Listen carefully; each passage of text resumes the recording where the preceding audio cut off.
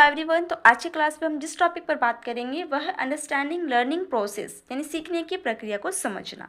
हम इसके introduction of meaning यानी सीखने के परिचय पर बात करेंगे, फिर मीनिंग ऑफ लर्निंग यानी सीखने का अर्थ, डेफिनेशन ऑफ लर्निंग यानी सीखने की परिभाषा और इसके कंक्लूजन यानी निष्कर्ष पर बात करेंगे।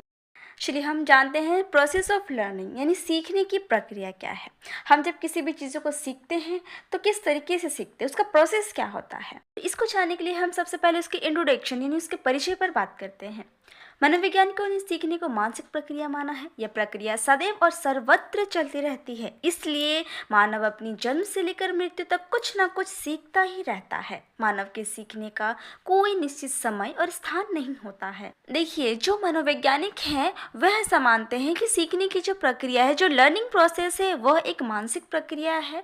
ठीक है, क्योंकि मानसिक तौर पर अगर कोई बालक सही नहीं होगा, उसकी मानसिक स्थिति सही नहीं रहेगी, वो मेंटल तरीके से फिट नहीं रहेगा, तो वह चीज़ों को सही से नहीं सीख पाएगा। क्योंकि जब भी हम किसी चीज़ को सीखना चाहते हैं तो सबसे पहले हम अपनी ब्रेन का यूज़ करते हैं, अपने मस्तिष्क का यूज़ करते हैं। ठीक है, और अगर हम मस्तिष्क रूप से सही नहीं होंगे, फिट नहीं होंगे, हमारा मेंटल हेल्थ सही नहीं रहेगा, तो हम चीज़ों को कैसे सीख पाएंगे। और इसीलिए मनोवैज्ञानिकों ने कहा है कि सीखना जो है एक मानसिक प्रक्रिया है। बच्चों के जन्म से लेकर उसके मृत्यु तक ये प्रोसेस चलता ही रहता है। आपने ग्रोथ एंड डेवलपमेंट में पढ़ा होगा कि बच्चे के जन्म से पहले जब वो गर्भावस्था में रहता है तब वो बच्चा बाहर की चीज़ों को सुन पाता है ना, उसे समझने की कोशिश करता है। उसकी माँ जैसे एक्टिविटीज़ करती है, जैसा सोचती है, वह भी वैसा ही सोचने लगता है। तो इस तरीके से एक बच्चा जो है वो सीखने की प्रक्रिया को जन्म से पहले ही स्टार्ट कर देता है, और जब वो बाहर आता है, बाहर की दुनिया देखता है, वह बाहर की दुनिया से भी सीखना स्टार्ट करता है। और जैसे जैसे उसकी आयु, उसकी उम्र बढ़ती जाती है, वह चीज़ों को और भी बेहतर तरीके से सीखने लगता है। उनके सीखने की कोई निश्चित समय सीमा नहीं होती है और ना ही कोई स्थान होता है। वो जब चाहे, जहाँ चाहे,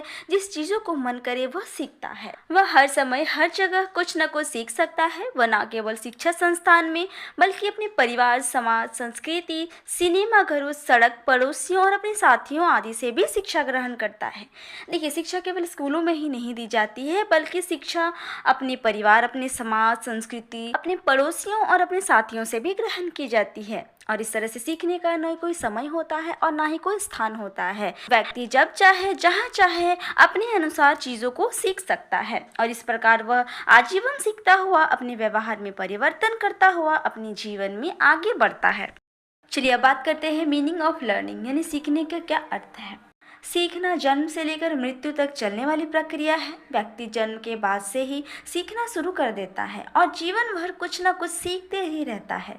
वह प्रत्येक परिस्थितियों में सीखता है और अपने व्यवहार में परिवर्तन लाता है, और यही सीखना कहलाता है। देखिए, सीखने की जो प्रक्रिया है ना, इसको जीवन भर चलने वाली प्रक्रिया भी कहा जा सकता है, क्योंकि जब एक शिशु का जन्म होता है, वो जन्म के पश्चात कुछ ऐसी चीज़ें को वो पहले से सीख के आता है जो गॉड गिफ्टेड होता है, जैसे रोना, चूसना, ये सभी चीज़ें उसे सिखाने की ज़रूरत नहीं पड़ती है, वो पहले से गॉड गिफ्टेड होती है। लेकिन जन्म के बाद कुछ और भी चीज़ें वो धीरे धीरे सीखते जाता है अपनी उम्र के हिसाब से। जैसे जैसे उसकी उम्र बढ़ती चली जाती है, वह नई नई चीज़ों को सीखते चले जाता है, और वो जब तक जीवित रहता है वो कुछ ना कुछ सीखता ही रहता है। चाहे उसके सामने कैसा भी सिचुएशन क्यों ना आ जाए, कैसी भी परिस्थिति क्यों ना उत्पन्न हो जाए, वो हमेशा कुछ नया ट्राई करता है, कुछ नई चीज़ों को सीखने की कोशिश करता है और अपने बिहेवियर में चेंजेस ले आता है, और इसे ही सीखना कहा जाता है। और ये सीखना अभ्यास या अनुभव के फलस्वरूप होता है तथा इसका उद्देश्य बालक को वातावरण के साथ समायोजन करने में मदद करना होता है। जैसे शिशु के सामने अगर दीपक ले जाने पर वह स्वाभाविक रूप से उसके लौ को पकड़ने के लिए अपना हाथ बढ़ाता है, किंतु लौ हाथ में लगते ही उसे जलन का अनुभव होता है और वह अपना हाथ खींच लेता है। देखिए, किसी भी मनुष्य के सीखने का एक ही उद्देश्य होता है कि वह अपने बिहेवियर में चेंजेस लाए और इन्वायरमेंट के साथ अपना तालमेल बना सके। क्योंकि जब भी कोई इंसान अगर इन्वायरमेंट के साथ अपना समायोजन नहीं कर पाएगा, तब वह उस इन्वायरमेंट में नहीं रह पाएगा। इसीलिए उस इन्वायरमेंट में अपने आप को सेट करने के लिए व्यक्ति कुछ न कुछ चीज़ें सीखते रहता है और इन्वायरमेंट में अपने आप को समायोजन करने की कोशिश करता है। जैसे एग्जाम्पल में यहाँ दिया हुआ है कि अगर कोई बालक दिए की लौ को छूने की कोशिश करेगा तो उसका हाथ जल जाएगा। तो इससे क्या होता है कि बच्चे वो समझ जाते हैं कि उसे नहीं छूना। अतः इस प्रकार अनुभव के आधार पर उसके स्वाभाविक व्यवहार में परिवर्तन हो जाता है, यानी वह ये सीख जाता है कि उस दिए की लौ को नहीं छूना है, वरना मेरा हाथ भी जल सकता है, और इस तरीके से वह अपने व्यवहार में परिवर्तन ले आता है। तो चलिए अब बात करते हैं डेफिनेशन ऑफ लर्निंग यानी सीखने की परिभाषा। अलग अलग मनोवैज्ञानिकों ने सीखने की प्रक्रिया के संबंध में अपने अलग अलग विचार प्रस्तुत किए हैं। सबसे पहला है वुडवर्थ के अनुसार इनका मानना है कि सीखना विकास की प्रक्रिया है, यानी व्यक्ति के विकास के साथ साथ उनकी सीखने की प्रक्रिया भी चलती रहती है। अब दूसरा है क्रो के अनुसार इनका मानना है कि सीखना ज्ञान और अभिवृत्तियों का अर्जन है, यानी मनुष्य अपने जीवन में जो भी ज्ञान और अभिवृत्तियां अर्जन करते हैं उसे ही वह सीखना कहते हैं। अब तीसरा है गॉड्स व अन्य के अनुसार इनका मानना है कि सीखना अनुभव और प्रशिक्षण द्वारा व्यवहार में परिवर्तन है, यानी यह कहते हैं कि मनुष्य अपने जीवन के अनुभव और अपने प्रशिक्षण द्वारा अपने व्यवहार में जो भी परिवर्तन लाते हैं उसे ही सीखना कहा जाता है।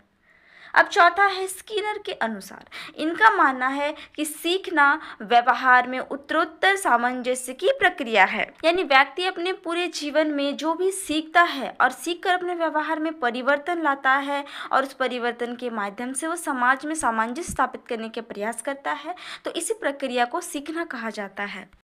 अब पांचवा है गिलफोर्ड के अनुसार इनका मानना है कि व्यवहार के कारण व्यवहार में परिवर्तन ही अधिगम है, यानी जब व्यक्ति समाज में रहकर समाज के लोगों के संपर्क में आकर कुछ नई चीज़ों को सीखता है तो उसके व्यवहार में कुछ परिवर्तन आता है और इसी परिवर्तन को व्यवहार के इसी परिवर्तन को अधिगम यानी सीखना कहते हैं, ऐसा गिलफोर्ड का मानना है।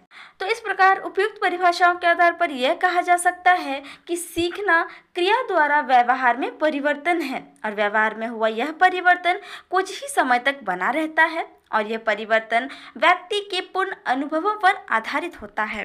तो आई होप आप समझ गए होंगे कि लर्निंग प्रोसेस क्या है, सीखने की प्रक्रियाएं क्या है, ठीक है, कैसे सीखने की प्रक्रियाएं व्यक्ति के जीवन में चलती रहती है जीवन भर और व्यक्ति हर समय हर पल कुछ न कुछ सीखता ही रहता है। तो अब आते हैं इसके कंक्लूजन पर, यानी निष्कर्ष क्या है देखते हैं। इस प्रकार सीखना जो है एक मानसिक प्रक्रिया है जो सदैव चलता रहता है। व्यक्ति जब चाहे जहाँ चाहे अपनी इच्छा अनुसार चीज़ों को सीख सकता है, ठीक है। सीखने की ना तो कोई समय सीमा होती है और ना ही कोई उम्र होता है। व्यक्ति जहाँ चाहे जब चाहे अपने इच्छा अनुसार वह चीज़ों को सीख सकता है और अपने जीवन में आगे बढ़ता हुआ अपने लक्ष्य को प्राप्त कर सकता है।